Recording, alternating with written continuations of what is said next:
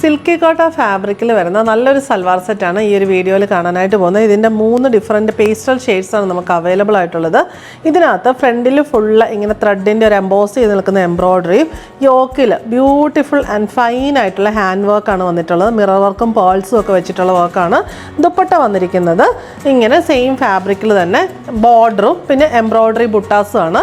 ഇതിൻ്റെ റേറ്റ് വരുന്നത് 2150.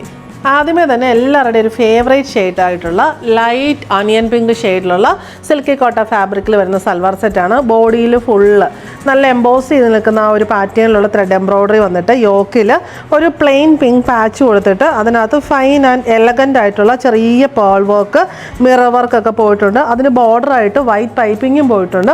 ബോട്ടം വരുന്നത് സെയിം ഷെയ്ഡിലുള്ള സാൻഡൂൺ ബോട്ടമാണ്. ദുപ്പട്ട വന്നിരിക്കുന്നത് സിൽക്കി കോട്ട ഫാബ്രിക്കിൽ ഇങ്ങനെ വൺ സൈഡഡ് ബോർഡറാണ് വന്നിട്ടുള്ളത്.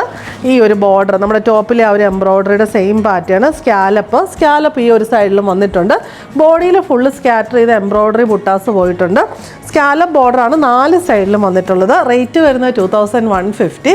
ഇതിലെ നെക്സ്റ്റ് ഷെയ്ഡ് നമുക്ക് വരുന്നത് നല്ലൊരു ഗ്രേ ടോണാണ്. ഗ്രേയിൽ ആ വൈറ്റ് ഒക്കെ വരുമ്പോഴത്തേക്കിന് നല്ല ഭംഗിയാണ്. നമുക്കിത് ഡെയിലി വെയർ ആയിട്ടും ചെറിയൊരു ഫംഗ്ഷൻ വെയർ ആയിട്ട് യൂസ് ചെയ്യാം.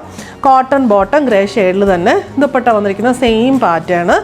ബോഡിയിൽ ഫുൾ ആ സ്കാറ്റർ ചെയ്തുള്ള എംബ്രോയ്ഡറി ബോർഡർ സ്കാലപ്പൊക്കെ വന്നിരിക്കുന്നു. റേറ്റ് വരുന്നത് 2150. ഇതിലെ ലാസ്റ്റ് ടോൺ നമുക്ക് വന്നിരിക്കുന്നത് എലഗൻ്റ് ആയിട്ടുള്ള നല്ലൊരു പേസ്റ്റൽ ഗ്രീൻ ടോണാണ്. അതിനകത്ത് ആ ഒരു same pattern bottom and dupatta. Rate വരുന്നത് 2150.